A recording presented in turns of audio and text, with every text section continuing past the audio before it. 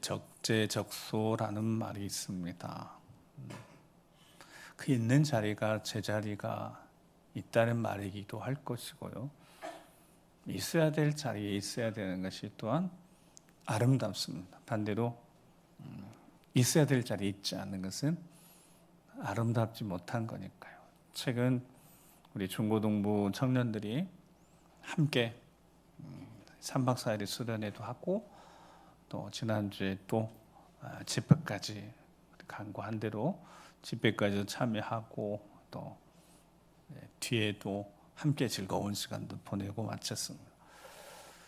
이렇게 우리 중고등부 친구들, 특별히 청년들 여기 보면서 그런 마음이 들더라고요. 이 친구들이 드디어 스스로 자신들이 있어야 될 자리를 비로소 영적으로 찾은 듯합니다. 예배의 자리, 기도의 자리, 즉 하나님을 만나는 자리, 살아계신 하나님을 만나는 자리를 우리 친구들이 비로소 찾은 것 같습니다. 물론 예배의 자리가 살아계신 하나님을 만나는 자리이기도 하고 자신의 삶의 자리가 하나님을 만나는 자리가 되어지는 은혜, 그런 은혜를 체험한 듯합니다. 제가 둘째가 이제 회장이 돼서 이렇게 듣는데 한 친구 이야기를 계속 하는 모습을 이렇게 이야기를 들으면서 그래, 그러면 된 거니까요. 인생에 내 삶의 우선순위가 무엇인 줄 알고 내가 어디에 있어야 되는 줄 알면 그 다음부터는 인생의 문제가 해결되는 것 아니겠습니까? 신앙이 바로 서면 삶의 자리는 알아서 정리되는 것 아니겠습니까? 아멘? 네. 아닌가요? 여러분, 신앙만 제대로 하나님 앞에 바로 신앙이 바로 서면 삶의 자리가, 여러분, 이게 바로 서야지 뭔가 될 줄 알았는데 신앙이 바로 서면 이 삶의 자리가 내 생각만큼 바로 서지 않아도 괜찮아진다 이 말이에요.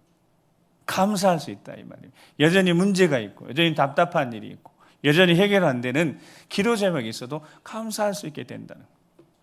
상황과 환경이 문제였는데 그것이 하나도 문제가 되지 않고 그냥 내가 주님과 집중하는 그 마음, 내 기도의 자리에 있고 예배의 자리에 있으므로 충분히 감사할 수 있는 그런 영적인 힘이 생기는 그 은혜들, 여기 계신 여러분들은 다 체험하셨잖아요.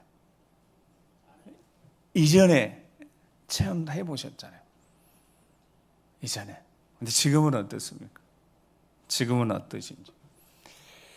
초대교회가, 예루살렘 초대교회가 7명의 집사님 세운 다음에 그 한 명인 스데반이 순교하면서 큰 핍박이, 그래서 이제 8장 앞에 보면 그날의 예루살렘 교회에 큰 박해가 있었다. 그래서 사도회에는 다 유대와 사마리아 모든, 사도회에는 유대와 사마리아 모든 땅으로 이게 다 흩어져 버렸어요. 그렇게 기록하고 있어요. 그러니까 예루살렘 교회가 3,000명, 5,000명 그 이상 막 모였었는데 사도회에는 다 흩어져 버렸어요. 그리고 한 사람이 등장하는데 그 사람이 사울입니다. 그 사울이 교회를 잔멸하고자 계획을 세웠습니다. 이 잔멸하고자 하는 이 잔멸이라는 단어가 모욕적으로 대하다, 모욕적으로 대하다라는 뜻입니다. 여러분, 당시 예루살렘 교회가 사회적으로 어떤 그 안에 그들이 행한 악행으로 인해 사회적 무리를 일으키는 게 아니잖아요. 예루살렘 교회가 큰 핍박을 받아서 다 흩어졌다니까요. 사도들 외에는. 그런데 그렇게 모욕적으로, 이제 아까 말했잖아요. 잔멸이라는 단어가 모욕적으로 돼야 돼.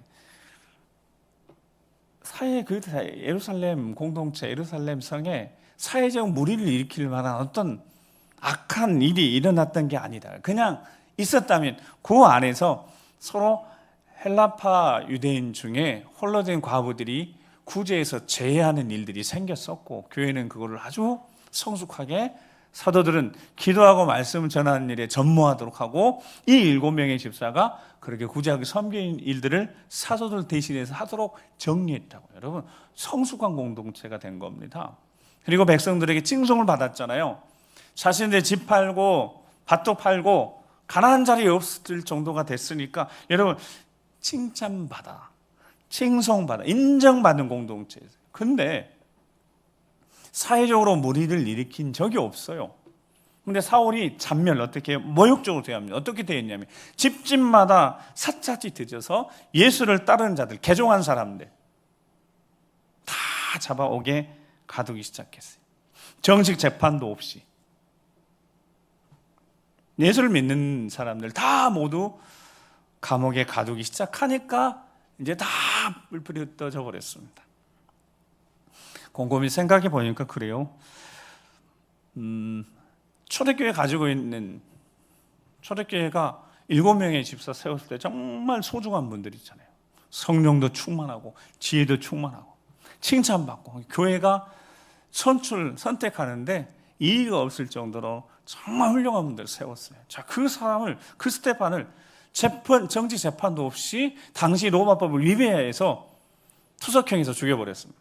그러면 이게 어떻게 진행되어야 되냐면, 어떻게 흘러가야 되냐면 진상조사해야죠.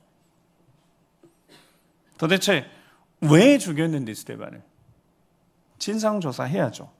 그리고 그 현장에 스테반을 돌로 쳐 죽였던 사람 자기 겉옷을 벗어서 사울의 청년단 앞에 내어놨거든요. 그러니까 이 책임자, 이 투석형을 진행하게 했던 책임자 사울이라는 사람 책임 물어야죠. 징계해야죠. 그렇게 해야 되는 거 맞죠? 그러니까 상황 제가 설명해도 이해가 되셔요? 이해가 얼굴들이 표정들을 봐서 모르겠어요. 하여튼 자, 그래야 될 거 아니에요. 여러분 초록교회 수가 많았어요. 3,000명, 5,000명, 10,000명 이상 모이는 공동체였다고요. 근데 수만 많았지 사회적으로 힘이 없어요. 목소리를 못 내요. 다 흩어져 버렸어요. 사도들도 공회 앞에서 그렇게 당당한 사도들도 어떻게 할 수가 없어요. 다 흩어져 버렸어요. 2019년도에 코비드 19, 이 코로나가 터지면서 여러분 기억나십니까? 교회가 사회적으로 큰 무리를 일으켰었나요? 근데 교회가 분명히 모욕적인 대우를 받았던 게 분명한 사실이었습니다. 정부에서 총리가 비대면이라는 단어를 써서 비대면 예배만 허락한다라고 했었습니다. 지내놓고 보면서 이제 교회가 자성에 한참 이야기하면서 교회가 그걸 너무 빨리 수용한 겁니다.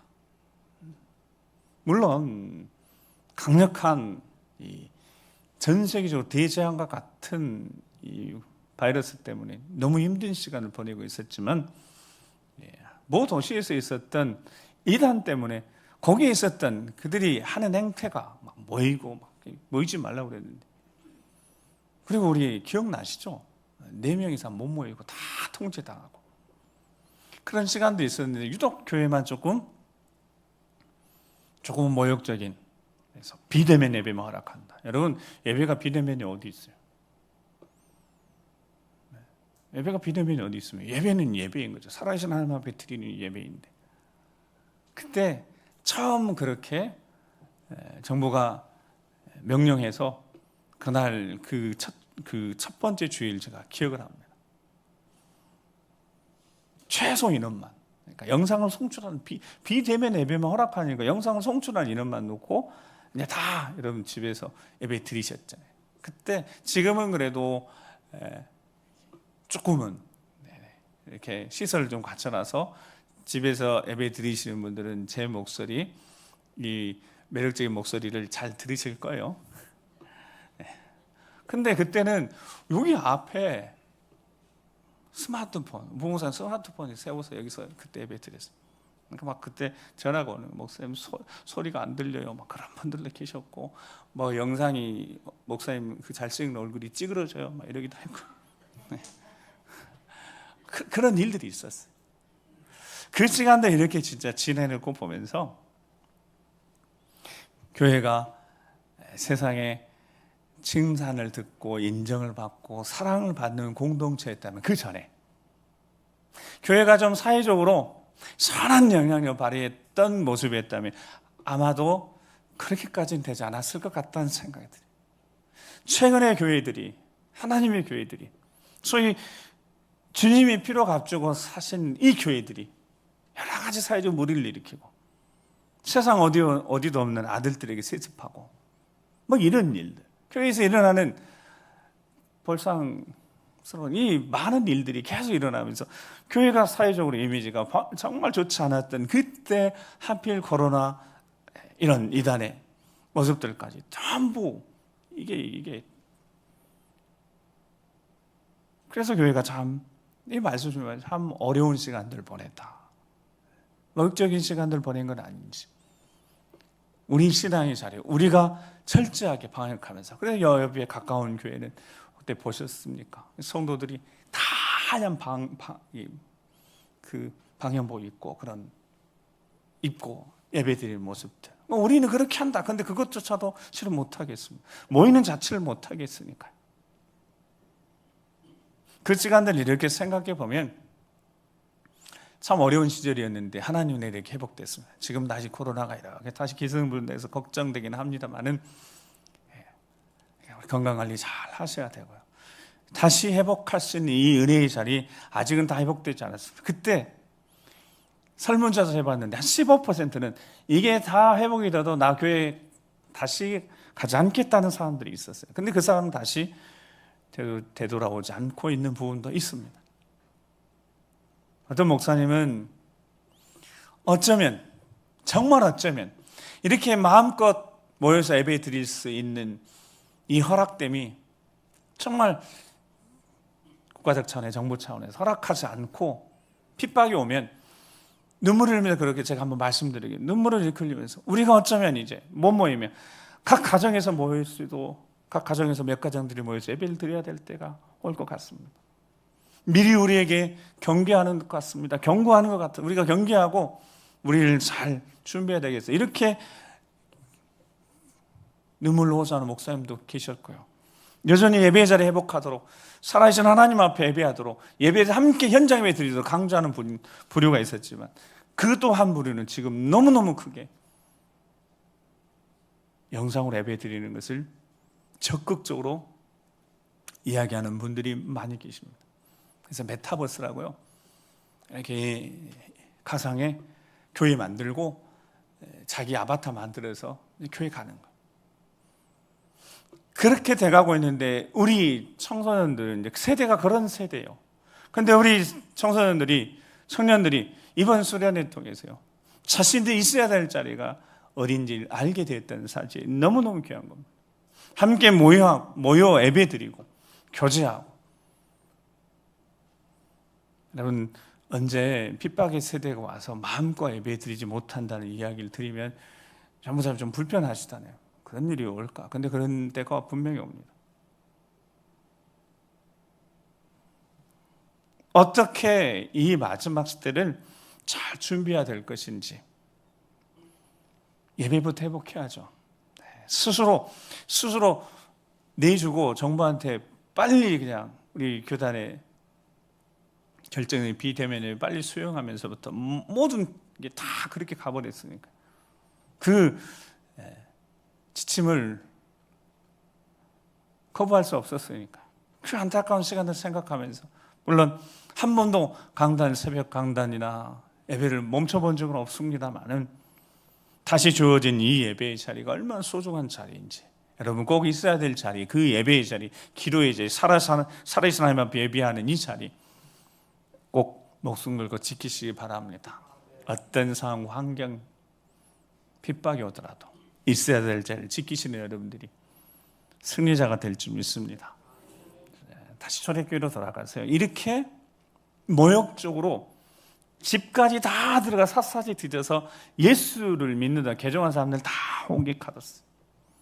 교회가 아무런 힘없이 그냥 다 무방비상 당하고 다 불불 흩어져 버리고 말았습니다. 물론 이것은 정확하게 하나님 말씀대로 되어진 것은 맞는 이야기입니다. 그런데 그 전에 흩어지는 이 단어를 우리가 기억을 해야 돼요. 이따가 말씀 마칠 때 꼭 제가 두 분을 지목해서 여쭤볼 테니까, 저랑 이따 눈 마주친 분들 여쭤볼 테니까 자, 기억하세요. 흩어지는 이 단어는 그냥 말 자체로 그냥 흩어지다, 실제적으로 흩어졌죠. 예루살렘에 다 모여있던 성도들이 막 흩어졌으니까요. 그들이 흩어져서 뭐 했냐면, 여러분, 믿음을 지키기 위해서 흩어진 거거든요. 그래서 가서 복음 전했습니다. 근데 이 흩어지는 단어가 무슨 뜻이냐면, 이렇게 범위 밖으로, 여기 있었던 이 곳에 있었던 것을 그 범위 밖으로 분배하다는 뜻입니다. 그러니까 영적으로 하나님이 이 예루살렘 교회만 모여있는 성도들을 분배하신 거예요. 여기만 있으면 안 되니까. 사도행전 1장 8절에 오직 성령이 너희 임하시면 너희 권능을 받고 어떻게 해요?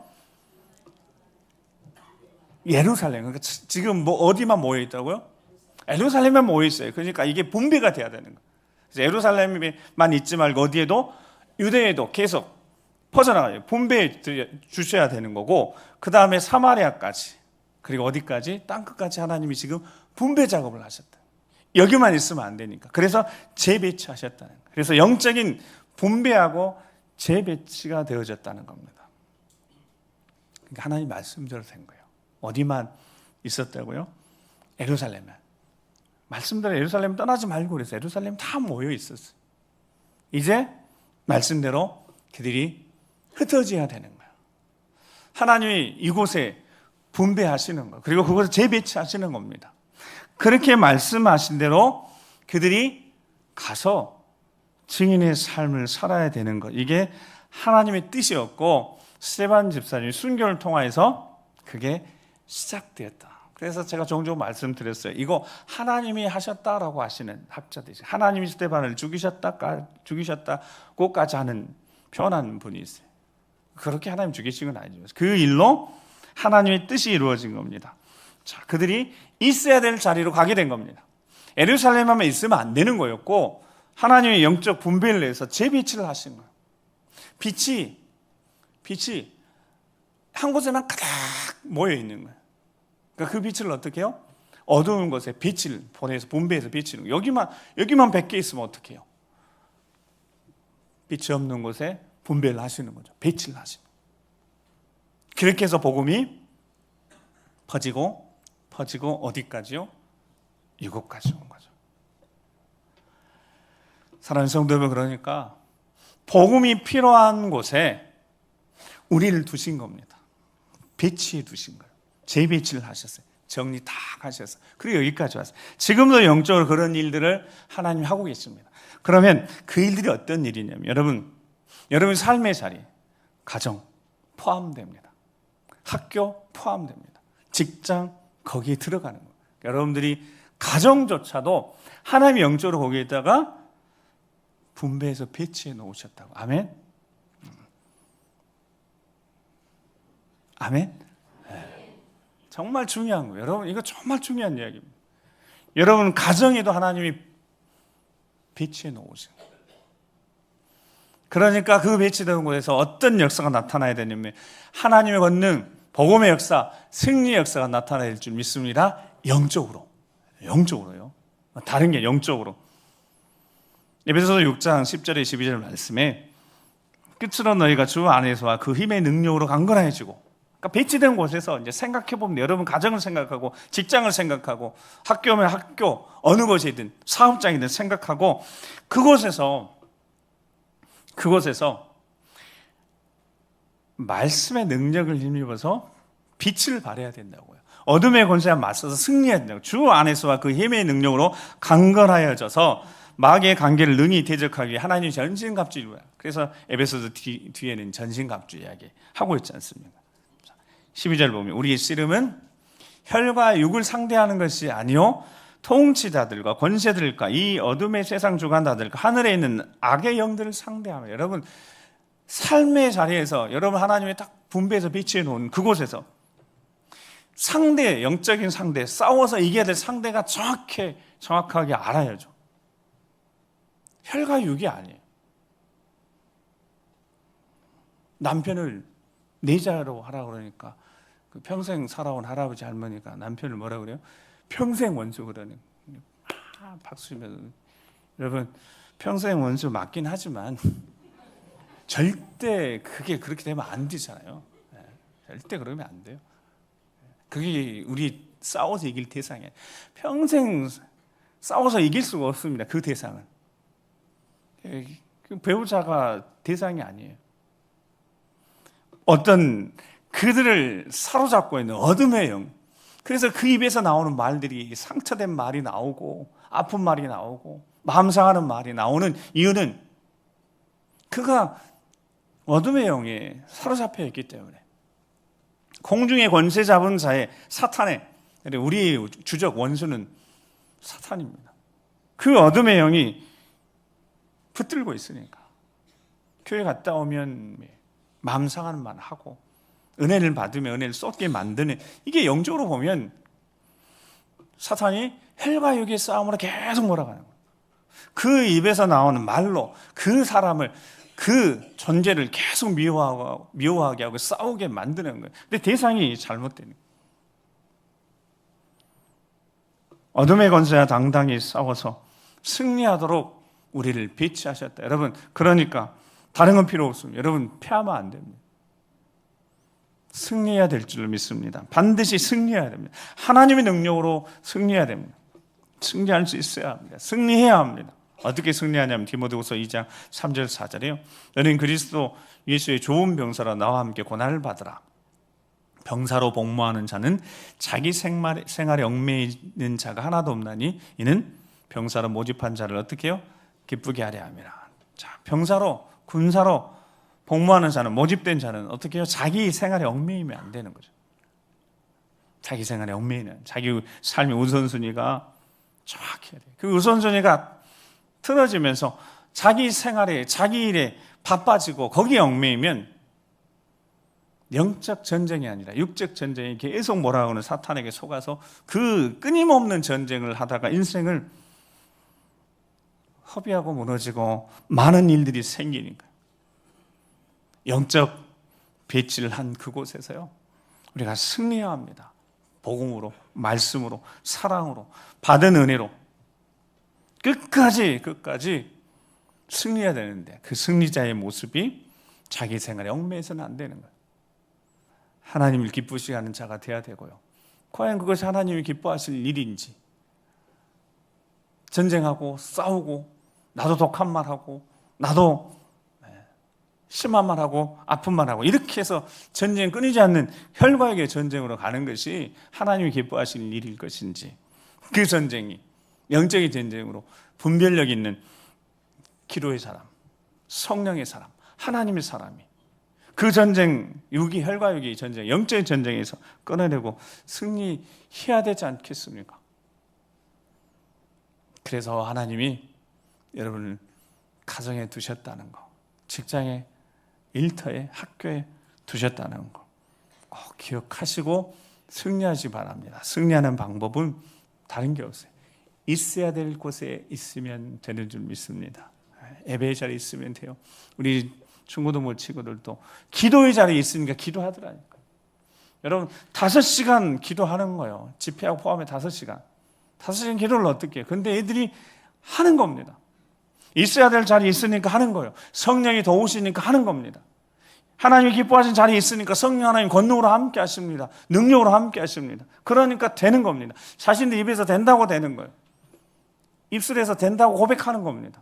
여러분 있어야 될 자리에 꼭 있으시고, 그 있는 자리에서 하나님의 뜻 받들어서 걸어간 예배의 자리를 기억하시고, 내가 이 자리에 승리해야 되니까 예배의 자리, 기도의 자리, 그리고 여러분들 하나님이 보내신 그 배치된 곳에서도 주신 은혜 붙들고 그렇게 승리하신 여러분 되시기 바랍니다.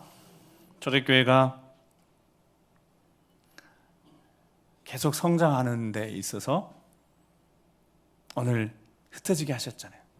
빌립 집사는 사마리아 성에 하나님이 보내시는데요. 이 사마리아 성은 역사적으로 북이스라엘이 멸망하면서 아수르가 강제 이주를 시켜서 혼혈이 되고 말았습니다.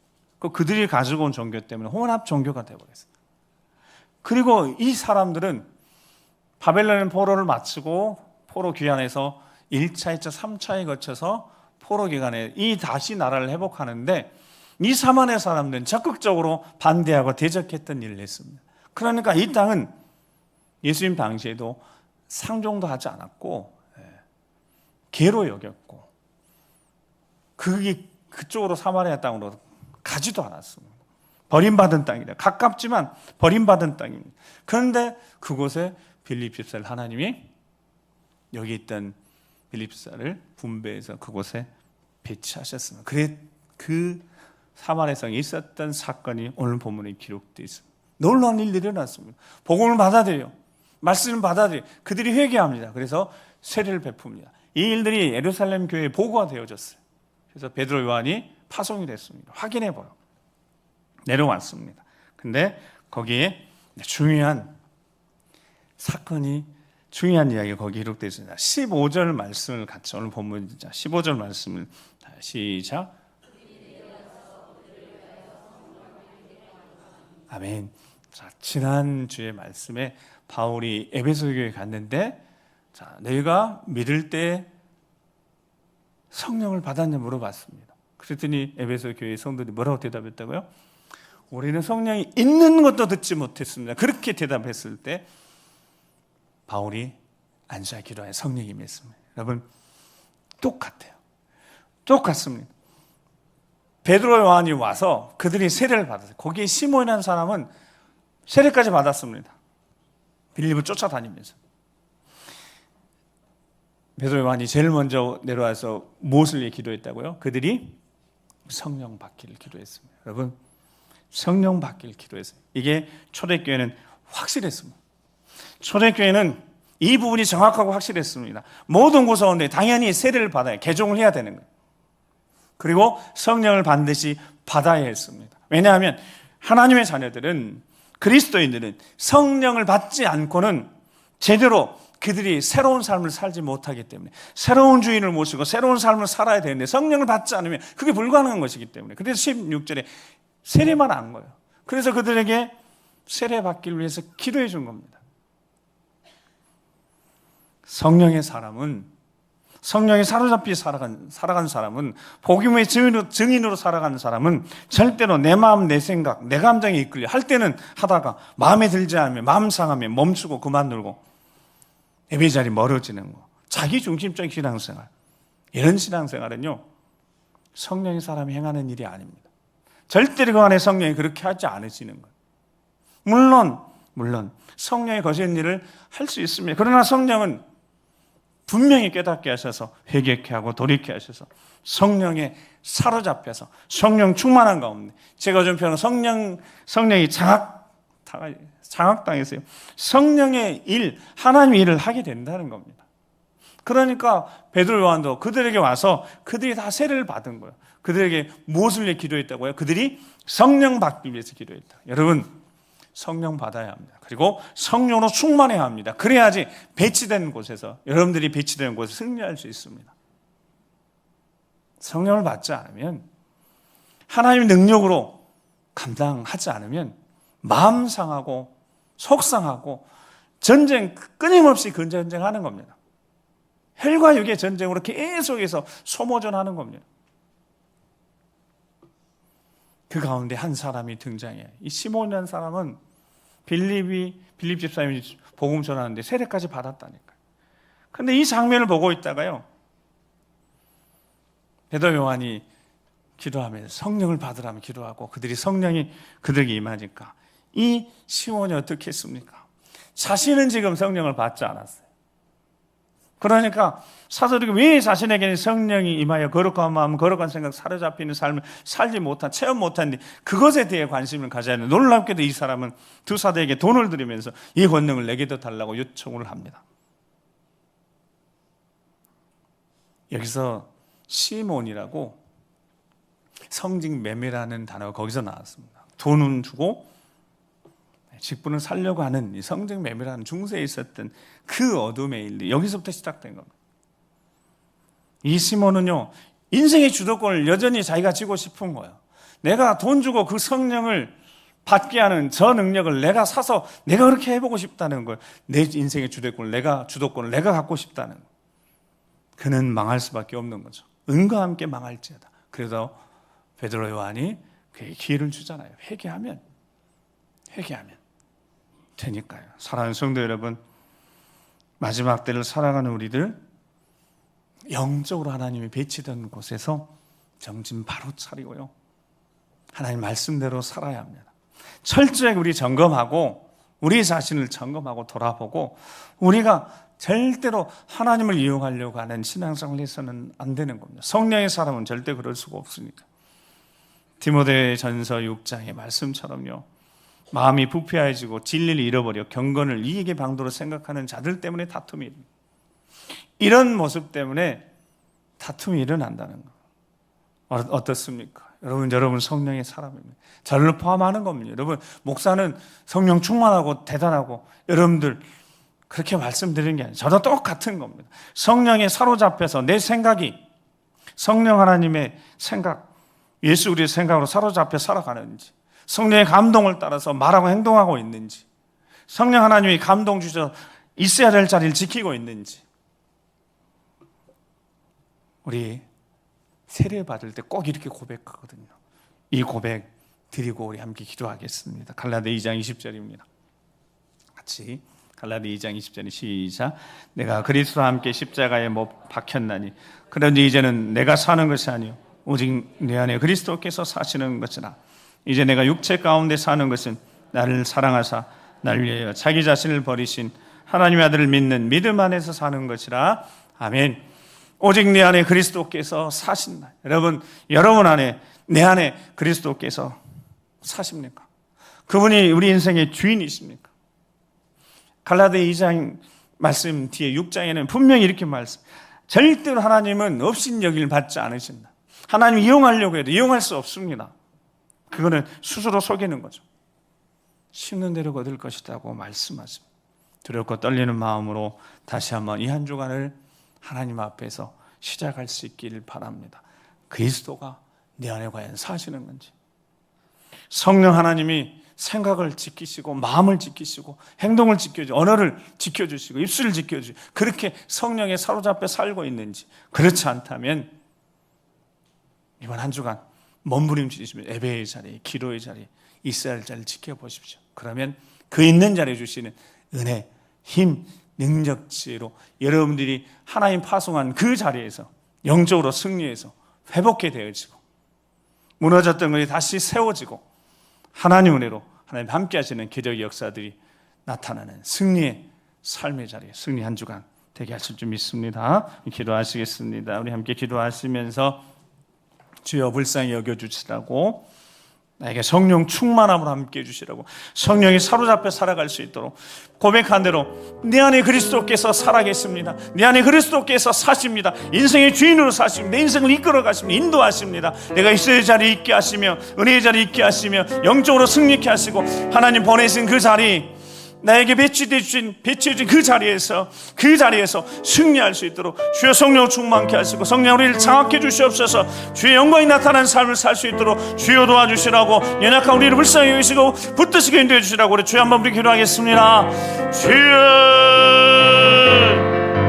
아버지 하나님, 불쌍히 여겨 주시옵소서. 용서하여 주시옵소서. 주여 우리의 생각 여전히 우리 주도권을, 내가 인생의 주도권을 가지고 살아가고 있는 것은 아닌지 내려놓고 하나님이 보내신 곳, 배치해 주신 그 자리, 그곳에서부터 승리할 수 있도록 이번 한 주간 있어야 될 자리를 지켜내게 하시며 기도의 자리, 예배 자리를 지켜내며 시간을 들여 하나님 앞에 부르짖어 기도하며 말씀을 통하여서 깨닫게 도와주셔서 지혜로운 언어들 통하여서 회복되어지게 하시며 세워지게 하시며 풀려지게 하시며 묶여지게 하시며 하나님 영광 나타나는 승리 한 주간 되도록 주여 도와주시옵소서. 불쌍히 여겨주시옵소서. 승리할 수 있도록 지혜와 능력으로 함께해 주시옵소서. 그러가신 아버지 하나님 감사합니다.